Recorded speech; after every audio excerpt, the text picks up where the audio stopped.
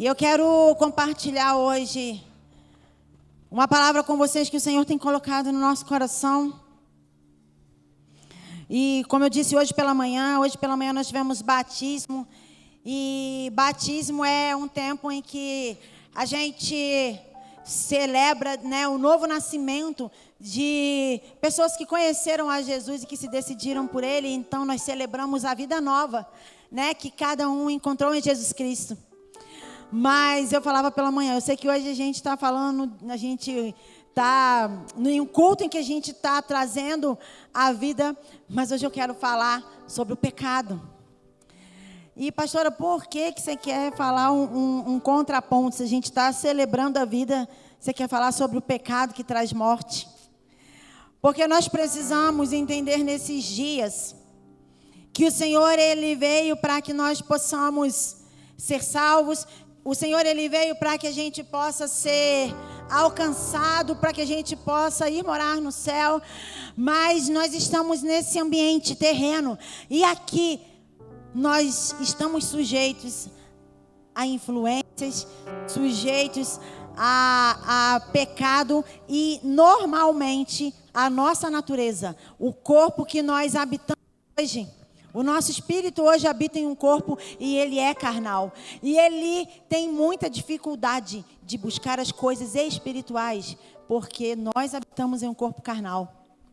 E a tendência que nós temos é de, então, vivermos carnalmente e termos experiências espirituais. Mas, na verdade, nós somos seres espirituais que estamos vivendo um momento de humanidade aqui na Terra. Porque quando esse corpo aqui se desfizer, nós continuaremos para sempre com ele. Amém?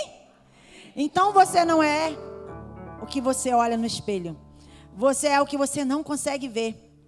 E é por isso que o pecado, ele luta tanto para que você não ponha os olhos no que é eterno. É por isso que o pecado, ele compete tanto com o seu espírito, para que você não coloque os olhos naquilo que vai permanecer. Mas se você desperdiçar a sua energia, dando prazer ao seu corpo, à sua carne, você se distancia de Deus. Mas nessa noite, em nome de Jesus, nós vamos sair daqui fortalecidos e entendendo que nós somos mais fortes que aquilo que nós fazemos, do que o pecado que tão de perto nos rodeia. Amém?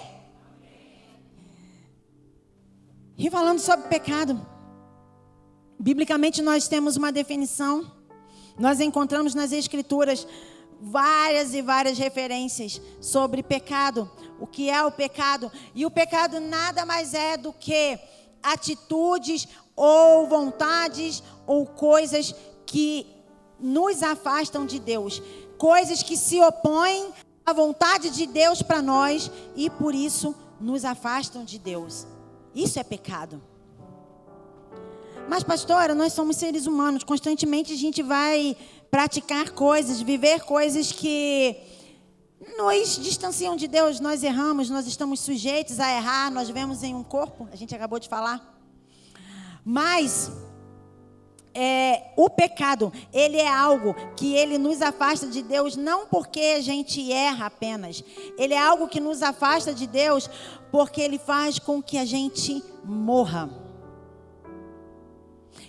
O objetivo do pecado não é apenas nos manter distanciados de Deus. Essa é a porta de entrada. Mas o objetivo do pecado é que a gente morra. Morra para Deus e viva para nós mesmos. Enquanto Jesus veio para que a gente tenha vida com Deus e morra para o pecado. Mas o pecado, ele é tudo que é oposto ao Senhor. Por isso esse é o conceito de pecado. E a gente vê no Novo Testamento, no Antigo Testamento também, mas Paulo, no Novo Testamento, em suas cartas, ele faz uma lista de pecados que a gente poderia citar aqui. Idolatria, feitiçaria, imoralidade sexual e várias tantas outras coisas que você pode conferir depois. Mas o que eu quero falar hoje aqui não é de pecado pontual. Eu não quero falar apenas de imoralidade sexual, de idolatria. Eu não quero falar apenas de coisas pontuais. Eu quero falar do que o pecado traz para nós. E o pecado, ele é mortal. E por que que nós ainda cometemos pecado? Se já que o pecado mata a gente, por que nós ainda cometemos o pecado? Porque embora ele seja algo mortal, ele é algo que nos atrai. Observem, quando a gente começa a ver o primeiro pecado lá em Adão, lá no Éden, existe uma sequência de fatos. Deus vem, coloca o homem no jardim, traz a mulher, e aí dá algumas ordens para eles, e aí começa a se relacionar com eles, e Deus dá uma ordem que é para que eles não comam daquela árvore que está no centro do jardim. Eles entendem, acatam. Tudo bem, Senhor, vamos comer de todas, menos dessa. Mas o Senhor já deixa ali uma observação. Não coma dessa árvore, porque no dia que comerdes dela, o que acontece? Morrereis. Se comerdes dessa árvore, morrereis. Ali está o desenho do pecado. Ali está o desenho do pecado. E o que acontece então? Vem a serpente, convence Eva, Eva come, Eva dá a Adão. E então, Deus vem e fala: o que vocês fizeram? Eu falei para vocês que não era para comer dessa, porque no dia que comessem, vocês morreriam. E é por isso que a definição do pecado é morte. Porque eles fizeram aquilo que o Senhor falou que eles não fizessem, porque a consequência já estava estabelecida. Se comessem, morreriam. E foi exatamente isso que eles fizeram.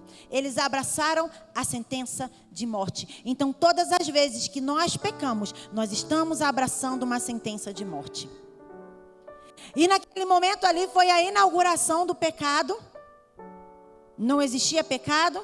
Se Adão e Eva não tivessem feito aquilo, não viveríamos sob o efeito do pecado. Mas o que Adão e Eva não sabiam eram as consequências disso. O que Adão e Eva não presumiam era que, no momento em que se inaugurasse o pecado, abriria também a inauguração de uma coisa chamada a ira de Deus. Pastora, mas Deus é bondoso. Deus é bondoso, mas Ele nunca vai estar associado ao pecado. E Ele deixou implícito. E eu não acho nem que implícito é a palavra. Ele deixou explícito. No dia que comerdes, morrereis. Então, quando Adão come, ele morre, a humanidade vive os efeitos de morte, e a ira de Deus se manifesta sobre a terra. Amados, isso é muito sério, sabe por quê? Porque nós, quando pensamos em Deus, sempre pensamos em um Deus benevolente e um Deus pacífico que nos ama, que entregou o seu Filho, e tudo isso é verdade, porque Ele entregou de fato, e nós só estamos aqui hoje por causa do sacrifício de Jesus.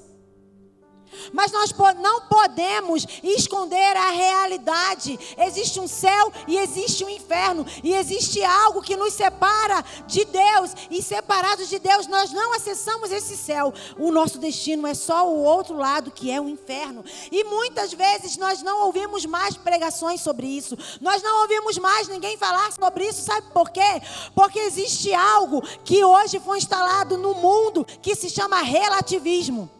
Relativismo moral, cultural e, pasme, relativismo espiritual. Porque a palavra de Deus está sendo pregada através de pessoas.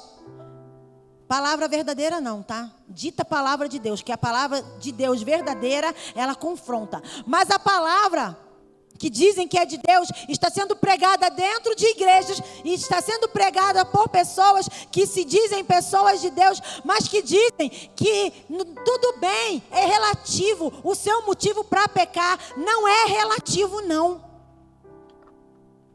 Não existe relativismo espiritual. Pode existir o moral, o cultural e todos os aos que possivelmente existirem por aí. Mas o espiritual, não. Não existe relativismo espiritual. É sim, sim e não, não. Eu tenho um direito de escolha. Adão teve esse direito de escolha e Eva. E eles escolheram por pecar. Deus não nos tirou o livre-arbítrio. Ainda hoje nós continuamos escolhendo. Eu posso dizer sim ao pecado e eu posso dizer não ao pecado. E isso não é responsabilidade de Deus, isso é nossa responsabilidade, porque o Senhor disse: no dia em que comerdes do fruto dessa árvore, morrereis. Adão teve essa escolha, Eva teve essa escolha, e nós continuamos tendo essa escolha. As pessoas hoje, elas querem coisas que deem conforto ao seu coração. Então, já que o relativismo, eu posso... É a maneira, é a via pela qual eu moldo tudo. Então, se eu disser, isso aqui, vocês concordam que isso aqui é uma rosa? Uma flor? É uma flor. Todo mundo concorda ou alguém tem alguma visão diferente disso aqui? Mas o relativismo está fazendo o seguinte com a gente, com a nossa cabeça, e a gente acha que é normal.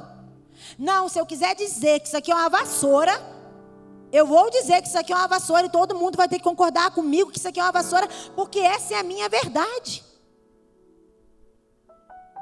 Amados, não existe isso. Não existe isso.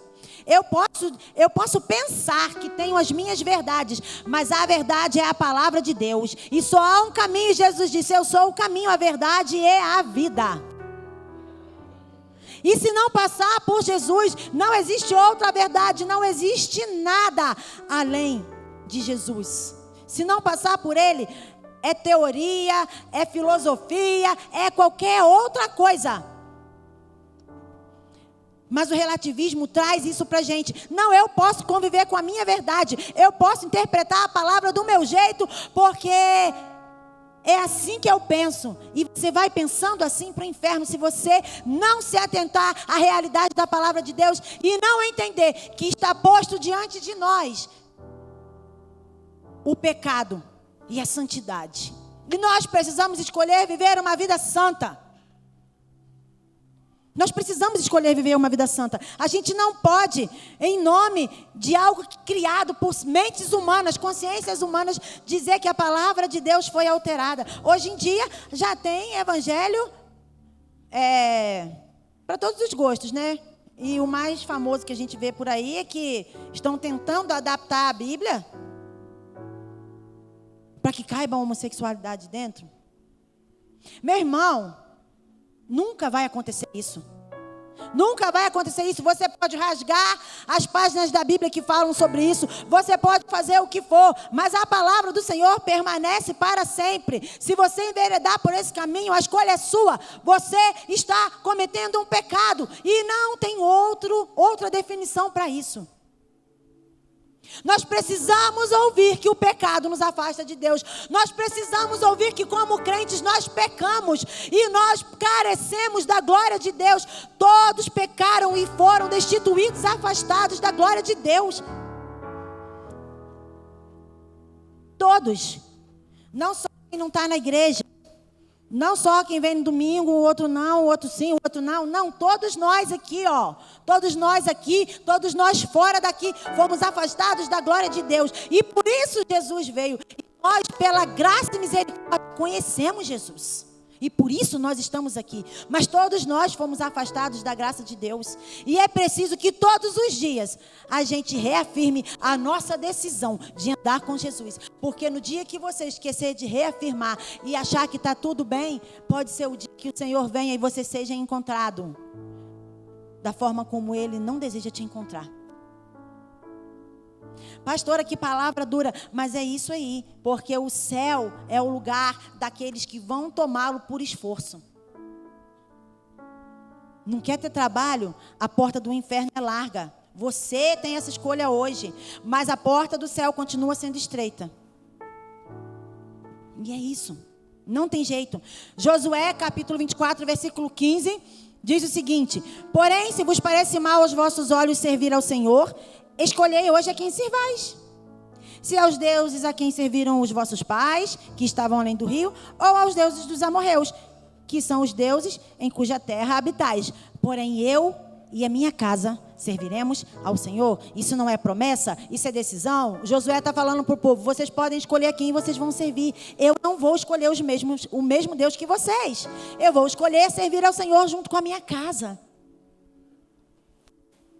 E sabe o que é isso, irmãos?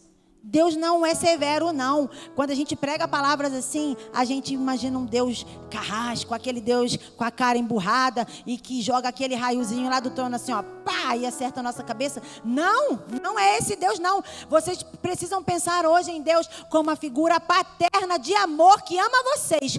Porque no dia que essa palavra cessar, vocês podem ter certeza que vocês já estão condenados ao inferno. Eu estou e toda a humanidade está. Mas a graça ainda está sobre nós. E é por isso que isso é o amor de Deus. Porque no dia que a porta da graça fechar, meu irmão, você não tem mais poder de escolha. A gente tem poder de escolha.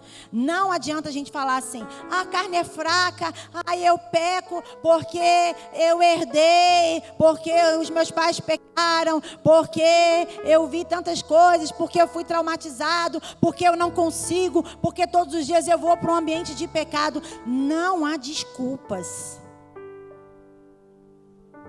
Romanos 1 fala assim: vós sois indesculpáveis, porque todas as coisas ao nosso redor prega, fala de Jesus e mostra Jesus para nós. Todas as coisas, a natureza, uma criança, um passarinho. Então, Paulo fala, a gente não tem desculpa para pecar. Não temos e não podemos dizer que a carne é fraca.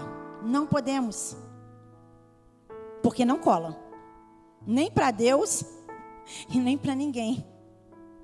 Cientificamente, um cientista alemão, ele fez um estudo e ele comprovou que nós temos a capacidade de tomar uma decisão em uma fração menor do que 1/1000 de segundo. Como assim? Assim. A nossa mente, ela é tão capaz que ela é capaz de tomar uma decisão em um tempo menor do que 1/1000 de segundo. Já imaginaram um segundo? Já até passou. Em uma fração menor do que essa.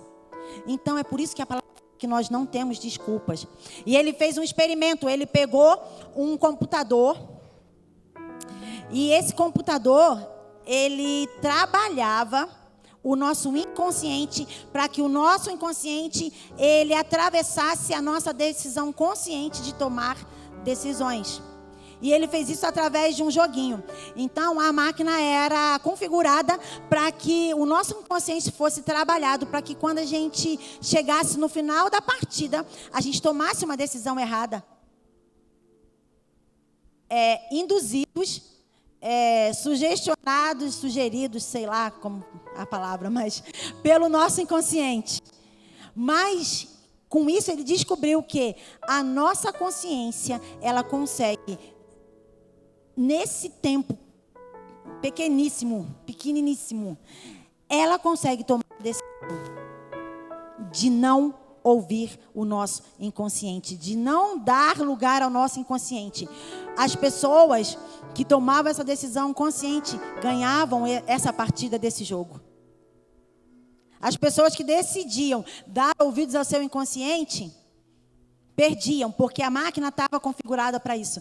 Mas ele provou que você é capaz de decidir em uma fração muito pequena de tempo, pelo certo e pelo errado. Então, não me venha dizer que você não tem o poder sobre o pecado de dizer sim ou não, porque você tem. Você pode decidir, você pode escolher. Você pode escolher. Porque esta é a vontade de Deus, a vossa santificação, que vos abstenhais da prostituição, que cada um de vós saiba possuir o seu vaso em santificação e honra, não na paixão de concupiscência como gentios que não conhecem a Deus. É a vontade de Deus que a gente ande em santificação e que a gente se abstenha de pecar. Ele fala aqui da prostituição, mas de todos os pecados. A gente tem a mania de classificar pecado quando Deus não classifica. O pecado sexual, ele é pior do que o pecado, do que o roubo. O roubo é pior do que o vício. O vício é pior que... Não sei, a gente tem a mania de dizer que aquilo que a gente faz tem sempre algo pior do que aquilo. Então, por isso, a gente não é tão errado assim. Mas o pecado tem suas reverberações. E, em primeiro lugar, a gente começou falando sobre isso. O pecado traz morte em amplos contextos. Nós pensamos que o pecado traz morte apenas espiritual e que já seria toda a perdição, a desgraça total. Mas não só a morte espiritual. Ezequiel diz assim, 18:20. A alma que pecar, essa morrerá. O filho não levará a maldade do pai, nem o pai levará a maldade do filho. A justiça do justo ficará sobre ele, e a impiedade do ímpio cairá sobre ele. O bom é que a Bíblia derruba todos os nossos argumentos e a gente sabe disso. A alma que pecar, morrerá. E você não vai poder dizer que você herdou do seu pai, que não. Ezequiel está falando aqui. A justiça do justo ficará com ele, e a impiedade do ímpio também será colocada sobre ele, será cobrada dele. Tiago 1:14-15 fala assim: cada um, porém, é tentado pelo próprio mau desejo, sendo por este arrastado e seduzido. Então esse desejo, tendo concebido, dá à luz o pecado, e o pecado, após ser consumado, gera a morte. Pois o salário do pecado é a morte, mas o dom gratuito de Deus é a vida eterna em Cristo Jesus, nosso Senhor. Romanos 6:23. Querido, não há nada que você possa dizer que justifique a sua atitude de pecar. Deus não tem parte com o pecado. Deus te ama. É um fato, Deus te ama e vai te amar até o último dia. Mas você precisa decidir andar em amor com Ele ou andar no pecado que você escolheu viver. Deus não ama o seu pecado, nunca vai amar, e é por isso que muitas vezes nós falamos: eu não sei porque Deus não fala comigo, Deus não se aproxima de mim, eu não consigo orar, porque vivemos em pecado, e isso nos afasta de Deus. Isso não muda o amor de Deus, no sentido de que Ele morreu por todos nós, mas nos afasta de Deus. Deus vai te amar até o último dia, mas você precisa decidir não viver uma vida de pecado para ter relacionamento com Deus. Senão você não vai estabelecer o relacionamento com Deus.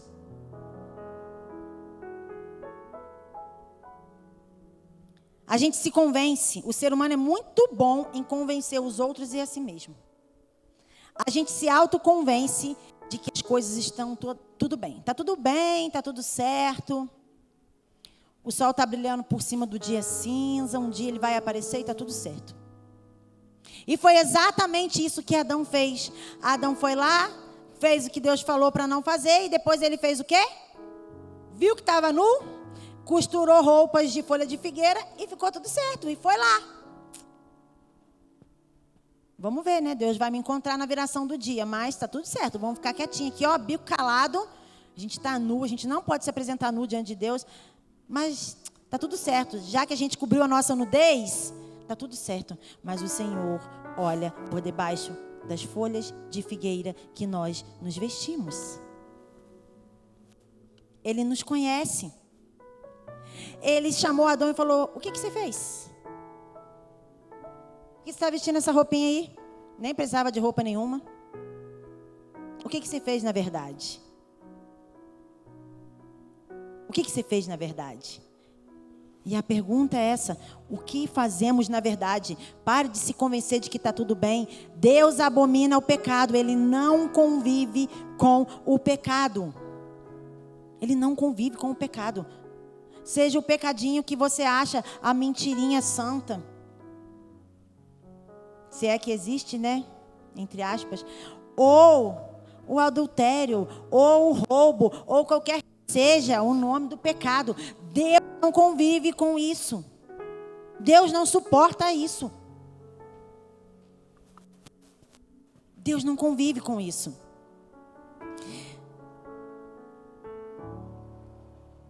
E uma outra coisa, o pecador também acredita, é no evangelho que se chama o evangelho da hipergraça, que subsidia aquele crente fajuto que quer viver pecando.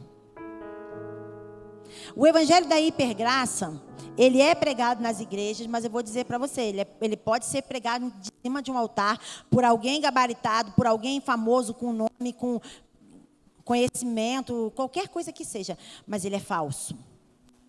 E a Bíblia nos alerta que nos últimos dias esses falsos profetas se levantariam. E eles não são de fora do povo, eles são de dentro do povo, que se chama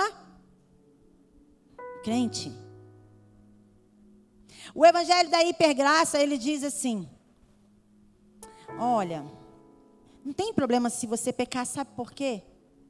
Você é a fraqueza de Deus. Oh, que lindo! Você é a fraqueza de Deus. Deus é tão apaixonado por você, sabe, que Ele não consegue te olhar sem te perdoar.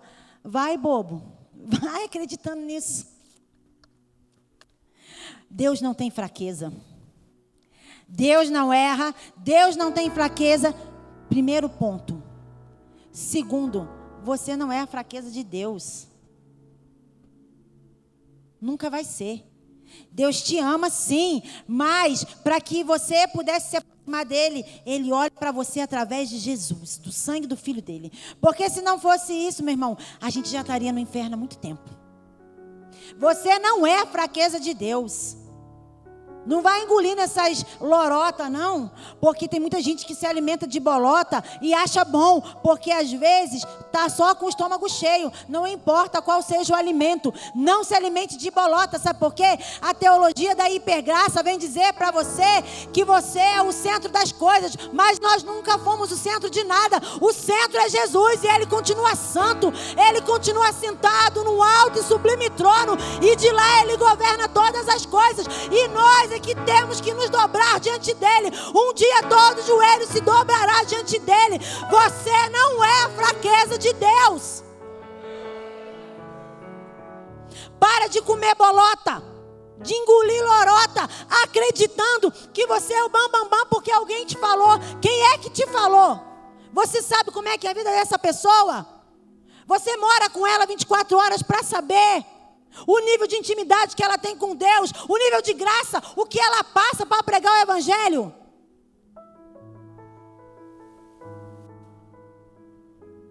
Para de dar ouvido à lorota. Uma outra coisa que é o evangelho da hipergraça traz para a gente é a ideia de que eu sou fraco, mas o poder de Deus se aperfeiçoa na minha fraqueza. Eu sou fraco, aí eu caio todo dia, mas vamos andando, porque o poder de Deus se aperfeiçoa na minha fraqueza. Outra mentira de pessoas descomprometidas com a palavra de Deus, que querem encher igreja e querem te deixar sentado aí no banco, ouvindo lorota, mas um dia você vai ficar sentado aí no banco quando todos forem para o céu. Vigia nas coisas que você dá ouvido. O poder de Deus se aperfeiçoa sim na minha fraqueza, mas qual é o contexto que isso foi falado? A hipergraça descontextualiza, pega aquilo que amacia o nosso ego, que faz carinho no nosso pecado. Pega isso, destaca para que você permaneça no erro. E isso é um evangelho de falso profeta. Isso são heresias. Sabe qual é o contexto dessa frase? Vamos ler lá. 1 Coríntios capítulo 12, a partir do versículo 7. Para impedir, o apóstolo Paulo falando, para impedir que eu me exaltasse por causa da grandeza dessas revelações, ele tinha sido arrebatado aos céus. Tá? O contexto antes, se você quiser ler depois, você lê, ele tinha sido arrebatado aos céus. E aí ele diz, para impedir que eu me exaltasse por causa da grandeza dessas revelações, foi-me dado um espinho na carne, um mensageiro de Satanás para me atormentar. 3 vezes roguei ao Senhor que o tirasse de mim. Mas ele me disse: minha graça é suficiente para você, pois o meu poder se aperfeiçoa na sua fraqueza. Portanto, eu ainda me gloriarei, ainda mais alegremente em minhas fraquezas, para que o poder de Cristo repouse em mim.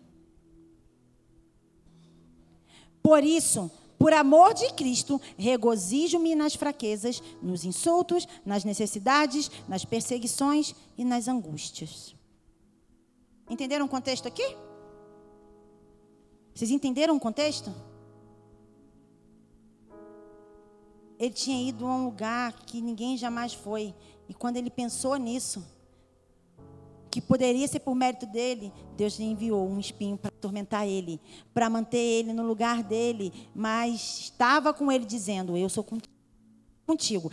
Eu me aperfeiçoo, o meu poder se aperfeiçoa quando você se sente fraco. O meu poder se aperfeiçoa. Vai convivendo com isso aí. Vai convivendo com a dificuldade. Eu me aperfeiçoo em você. Eu me aperfeiçoo em você. E aí o apóstolo fala assim: por isso, por amor de Cristo, regozijo-me nas fraquezas, nos insultos, nas necessidades, perseguições e por aí vai.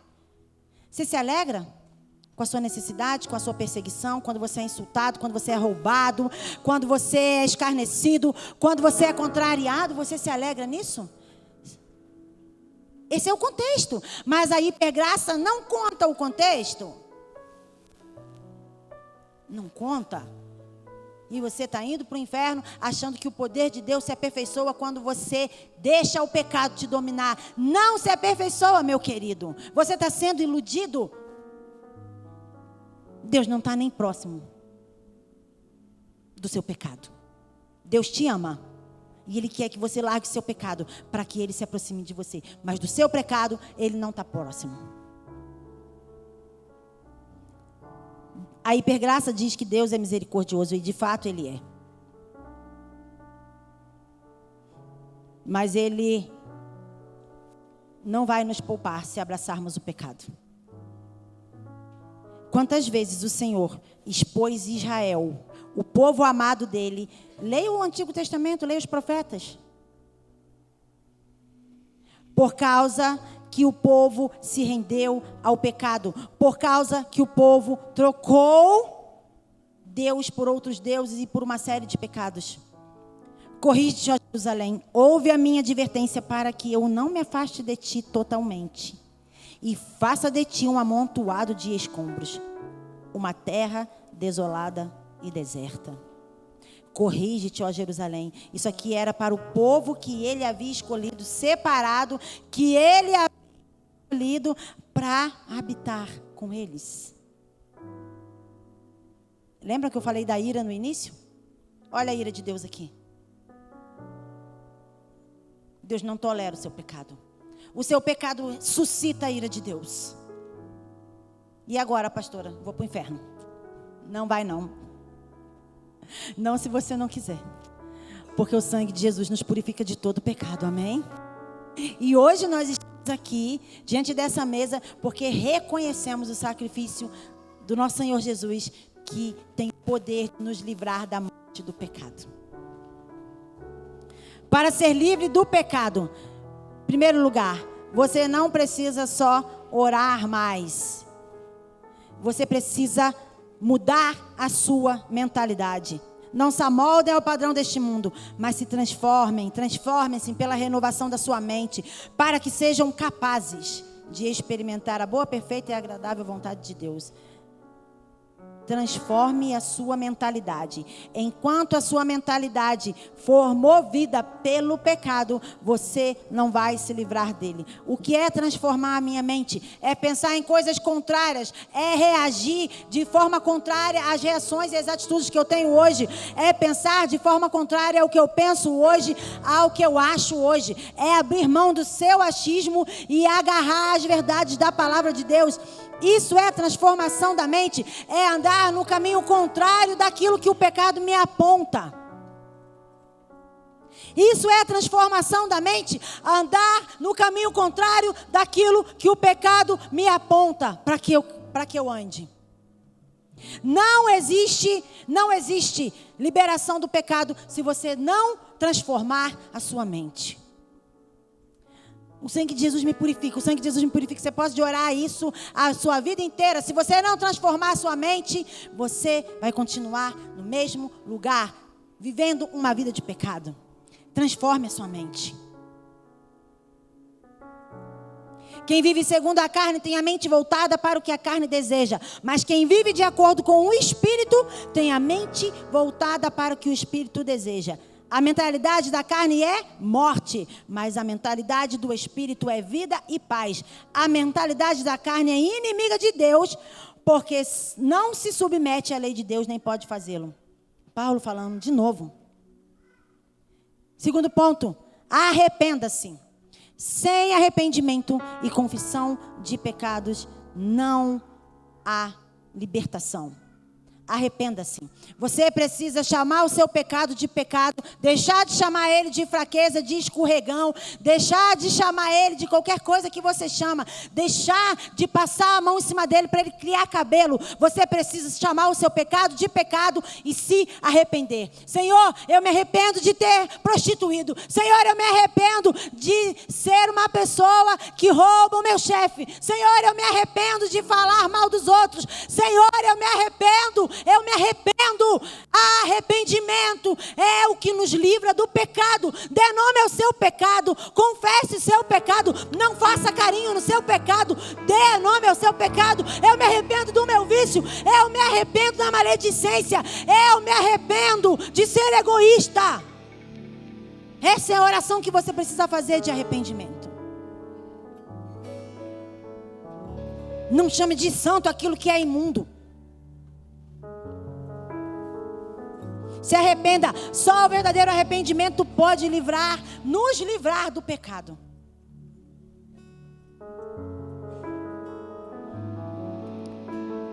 Então reconheci diante de ti o meu pecado e não encobri minhas culpas. Eu disse: confessarei as minhas transgressões ao Senhor, e tu perdoaste a culpa do meu pecado. Davi é o maior exemplo disso. Davi poderia ter usado todas as justificativas para o Senhor, mas o Senhor aponta o dedo para Davi e ele fala: fui eu mesmo, Senhor, eu mesmo fiz isso, mas eu me arrependo hoje. E Davi foi justificado. E vocês conhecem a história. E uma outra coisa, abandone. Não adianta eu me arrepender e deixar ele guardado na minha gaveta. Aí depois de 10 anos eu vou lá, abro a gaveta e pego ele de volta. Isso não é arrependimento. Isso é remorso. Abandone o seu pecado. Quem esconde seus pecados não prospera, mas quem confessa e os abandona encontra misericórdia. E por último, adote novos hábitos. Se você vive uma vida de pecado, se você está em um ambiente que te leva a pecar, se você todos os dias flerta com o pecado, é muito difícil você entrar numa jornada de santidade. Abandone. Dê as costas para o pecado. Pastora, o pecado está no meu trabalho, não posso sair do trabalho. Ore ao Senhor, o Senhor vai abrir uma porta e você vai ser livre do pecado. O Senhor é fiel e justo para ouvir sua oração. Mas tome a iniciativa, abandone. Pastora, eu vejo pornografia. Joga o celular dentro do vaso, dá descarga, joga ele não sei aonde, no meio do mato, quebra o computador, faz qualquer negócio. Não vê televisão. Abandone o pecado. Eu tenho problemas com dinheiro. Vai capinar um lote, não mexa com financeiro de empresa nenhuma, vai fazer qualquer outra coisa. Não fique exposto ao pecado. Abandone o pecado. Abandone o pecado.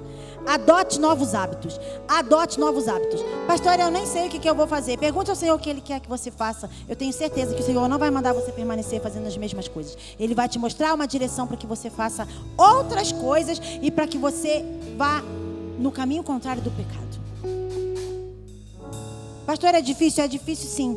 Mas não é impossível, porque Jesus morreu na cruz para nos libertar da prisão, nos libertar das amarras do pecado. E hoje você tem acesso, você está aqui, você está diante da mesa dele, você pode ter acesso. Portanto, não permitam que o pecado continue dominando o corpo mortal de vocês, fazendo com que obedeçam aos seus desejos. Não ofereçam os membros do corpo de vocês ao pecado como instrumentos de injustiça.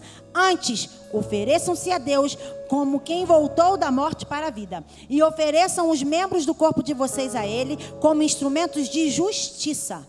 Pois o pecado não os dominará, porque vocês não estão debaixo da lei, mas estão debaixo da graça. E então, vamos pecar porque não estamos debaixo da lei, mas debaixo da graça? Não, de maneira nenhuma. A palavra de Deus é clara e direta. Clara e direta. Crie novos hábitos. Abandone o pecado. Mude a sua mente. Transforme a sua mente. Transforme a sua mente. É assim que a gente vence o pecado.